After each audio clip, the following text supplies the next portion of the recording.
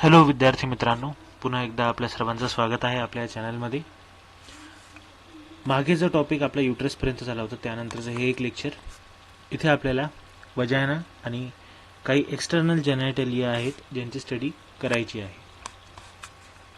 तर बुकमध्ये जसं लिहिलेलं आहे, बुकच्या हिशोबाने आपण बघू. वजायना हा एका प्रकारचा सेक्शुअल ऑर्गन आहे, ठीक आहे, पण त्याला फक्त कॉप्युलेशनसाठी वापरलं जाते, म्हणजेच सेक्शुअल इंटरकोर्ससाठी. तो शेपमध्ये ट्युबुलार असतो. या ऑर्गनची साईज 7 ते 9 सेंटीमीटर असते, ठीक आहे. यानंतर याची पोझिशनबद्दल सांगितलेलं आहे. हे बघा, आता इथे वजायनल ओपनिंग आहे, ठीक आहे, इथे वजायना एंड होतो. तर यानुसार त्याची पोझिशन सांगितलेली आहे. तर पोझिशन कुठून कुठपर्यंत येते त्याची? सर्विक्सपासून वेस्टिब्युलार ग्लँडपर्यंत, ठीक आहे. बघा, जसं की डायग्राममध्ये दाखवलेलं आहे, इतका पोर्शन आहे तो आहे वजायनाचा. ट्युब्युलार स्ट्रक्चर आहे, 7 ते 9 सेंटीमीटर. त्याची पोझिशन सर्विक्सपासून वेस्टिब्युलार ग्लँडपर्यंत आहे. हे या सेकंड पॉईंटमध्ये डिस्कस केलेलं आहे. मग सांगितलेलं आहे, vaginal wall has an inner mucosal lining and middle mucosal layer and an outer adventitia layer. Simple वजायनाची हिस्टोलॉजी डिस्क्राईब केलेली आहे, जिथे सांगितलेलं आहे इनर म्युकोझल लाइनिंग आहे. म्हणजे त्या ट्यूबच्या आतून जर बघितलं तर तिथे म्युकोझल लाइनिंग असते. जर मिडल लेअर बघितली तर ती लेअर मस्क्युलर आहे. ऑब्व्हियस आहे ही गोष्ट, कारण की युटेरसच्या थोडाफार शेपसारखा, जशी युटेरसची इनर मस्क्युलर लाइनिंग असते तशीच मसलची लाइनिंग वजायनामध्ये सुद्धा असते. आणि जर आउटर लेअर बघितली तर आउटर लेअर एक कनेक्टिव्ह टिश्यूची बनलेली असते. त्या कनेक्टिव्ह टिश्यूला ॲडव्हेंटिशिया असं म्हणतात. आता जी म्युकोझल लाइनिंग बनलेली असते, ही म्युकोझल लाइनिंग असते म्युकोझल इपिथेलियमपासून बनलेली, जे की लेअर बाय लेअर एकावर एक चढवलेल्या इपिथेलियल सेल्स असतात. आणि हे नॉन कॅरेटिनाइज्ड असतात. याच कारणाने ते स्मूथसुद्धा असतात. आता कॅरेटिनाइज्ड आणि नॉन कॅरेटिनाइज्ड जर बघायचं म्हटलं तर तुमच्या स्किनला हात लावून बघा. स्किन जशी रफ जाणवते की नाही, अशी रफ स्किन तिथे नसते. तिथे नॉन कॅरेटिनाइज्ड स्किन असते. आपली जी स्किन आहे आपली कातडी ही कॅरेटिनाइज्ड आहे. आणि जर तुम्ही तोंडाच्या आतमध्ये हात लावला तर तोंडाच्या आतमध्ये जशी लेअर असते ना, हुबेहूब तशी लेअर वजायनाच्या आतून सुद्धा असते, जे की नॉन कॅरेटिनाइज्ड असते. कॅरेटीन एका प्रकारचा प्रोटीन आहे जो तुमच्या नखांमध्ये, हेअर्समध्ये किंवा स्किनच्या काही सेल्समध्ये असतो, ज्याच्यामुळे टफनेस येते स्किनला. आणि ही जी म्युकोझल इपिथेलियल आहे त्याच्यामध्ये थोडाफार ग्लायकोजनसुद्धा स्टोअर केलेला असतो. सेल्सच्या आतमध्येच ग्लायकोजन स्टोअर केलेला असतो. हा ग्लायकोजन कधीकधी तिथल्या बॅक्टेरियामुळे फर्मेंट होतो आणि त्यामुळेच वजायनाचा pH चेंज होतो, जो की जवळपास 3.5 पर्यंत पोचतो. यामुळे बाकीचे इन्फेक्शन्स न व्हावे हे त्याच्यासाठी एका प्रकारचं डिफेन्स मेकॅनिझम आहे. ते इन्फेक्शन्सपासून टाळलं जाते. कारण की जर pH अल्कलाईन असता किंवा न्यूट्रल असता तर तिथे खूप सारे इन्फेक्शन झाले असते. पण pH ग्लायकोजनच्या फर्मेंटेशनमुळे 3.5 पर्यंत उतरतो आणि ॲसिडिक pH बनतो. त्या pHमुळे तिथे दुसरा कोणता बॅक्टेरिया किंवा फंगस ग्रो होण्याची शक्यता कमी होते. आता बघा, 5वा पॉईंट काय डिस्कस केलेला आहे, देअर आर नो ग्लँड्स. आतमध्ये कोणताही प्रकारचा ग्लँड नसतो. ही गोष्ट लक्षात ठेवा, MCQजमध्ये विचारल्या जाते. वजायनाच्या आतमध्ये कोणताही प्रकारचा ग्लँड नसतो. But the cervical secretion of mucus is received by the वजायना. जे काही ही सिक्रेशन सर्विक्समधून होत असते तेच सिक्रेशन वजायनापर्यंत येत असते. The opening of the vestibule is called vaginal orifice. हा वेस्टिब्यूल जिथे ओपन होतं ना, त्यांना म्हणतात वजायनल ओरिफिस. ओरिफिस म्हणजेच, ओरिफिसचा अर्थ असतो छिद्र, वेगळं काही नाही आहे त्याचा अर्थ, ठीक आहे. हे बघा, ओरिफिस, युरेथ्रल ओरिफिस वेगळी गोष्ट आहे, इथून युरिन निघते. आणि हा वजायनल ओरिफिस हा वेगळी गोष्ट आहे. पुढच्या डायग्राममध्ये तुम्हाला समजेल हे काय गोष्ट असते तर. आणि हीच ओपनिंग जी आहे, या ओपनिंगला कव्हर करणारा एक म्युकसची मेम्ब्रेन असते. त्याच म्युकसच्या मेम्ब्रेनला काय म्हणतात? हायमेन असं नाव देतात. हायमेन, ठीक आहे, हायमेन. फायनल पॉईंट डिस्कस करतो, the vagina acts as a passage for menstrual flow as well as birth canal during parturition. डिलेव्हरीच्या वेळेस आणि मेन्स्ट्रुअल फ्लोच्या वेळेस हा एक कॅनल म्हणून काम करतो, एक पॅसेज म्हणून काम करतो. हे त्याचं फंक्शन आहे. काही डायग्राम्स इथे दिलेले आहेत बघा, याच्यात अजून काही गोष्टी क्लिअर होऊन जातील. आता हा जो पार्ट आहे हा सगळा एक्सटर्नल जेनायटलिया आहे. आपण हा पुढच्या स्लाईडमध्ये डिस्कस करू.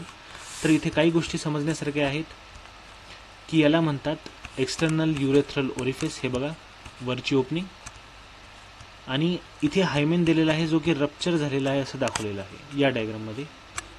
आणि आहे त्यानंतर वजानल ओरिफिस. हा जो ओपनिंग आहे याला म्हणतात वजानल ओरिफिस.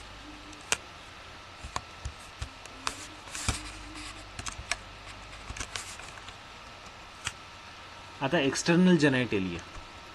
एक्सटर्नल जेनायटेलिया हे सगळे जे काही डायग्राममध्ये तुम्हाला दिसत आहे सगळे आहेत एक्सटर्नल जेनायटेलिया. ठीक आहे. एक्सटर्नल जेनायटेलिया ऑर्गन्स आहेत फिमेलचे जे की बाहेरून दिसून येतात, बाहेरून दिसू शकतात. ठीक आहे. वजाना एक ट्युब्युलर कॅनल आहे. वजानाच्या बाहेर जे काही आहे त्याला एक्सटर्नल जेनायटेलिया असं आपण म्हणू शकतो. आणि कलेक्टिव्हली ते वुल्वा असे म्हटले जातात. वुल्वास म्हणजे काय? कव्हरिंग किंवा रॅपिंग. ठीक आहे.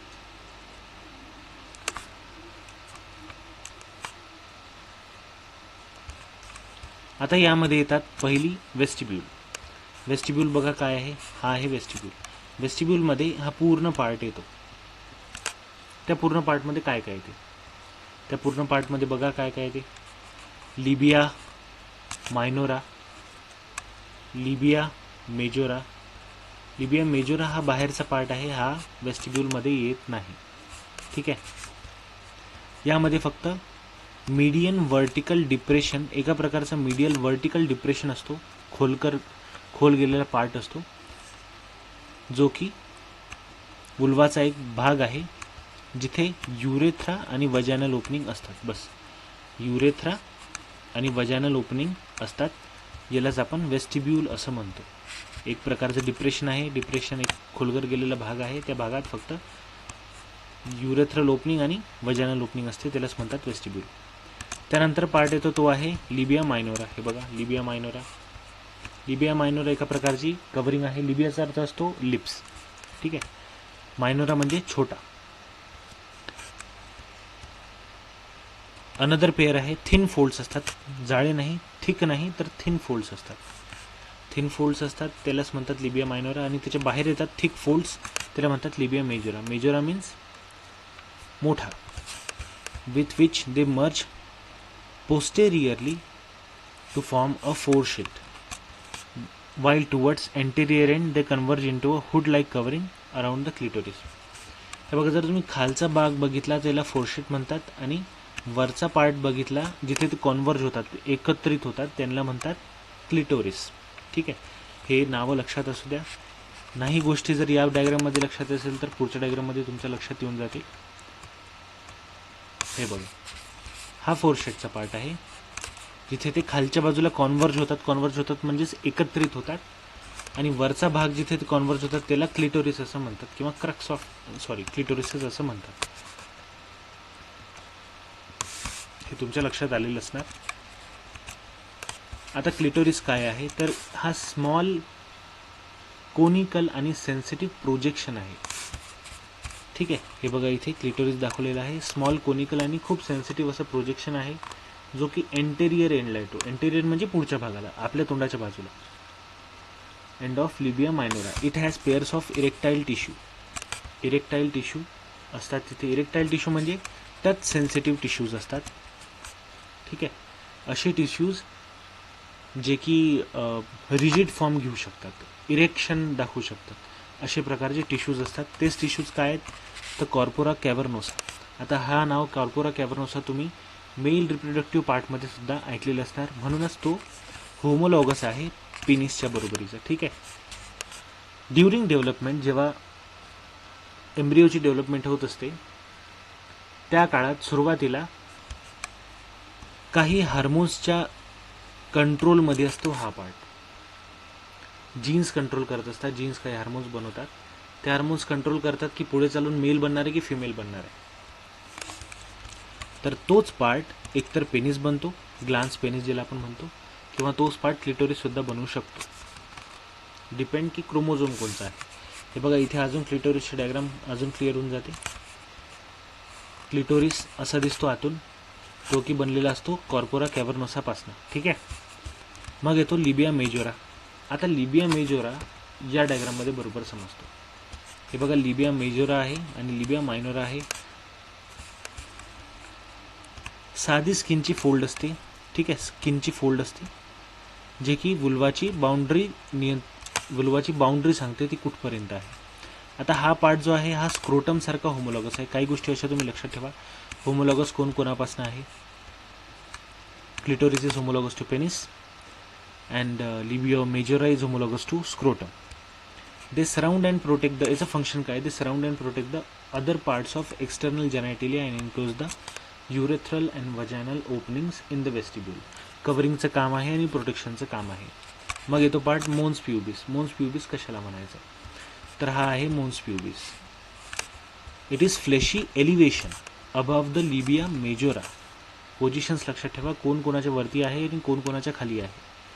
The mons pubis and outer part of the labia majora shows pubic hair. तर प्युबिक हेअरची जागा कुठे असते? तर ती असते मोन्स प्युबिस वरती. ठीक आहे. अशा काही गोष्टी फक्त तुमच्या लक्षात असू द्या, MCQ मध्ये विचारल्या जाऊ शकते.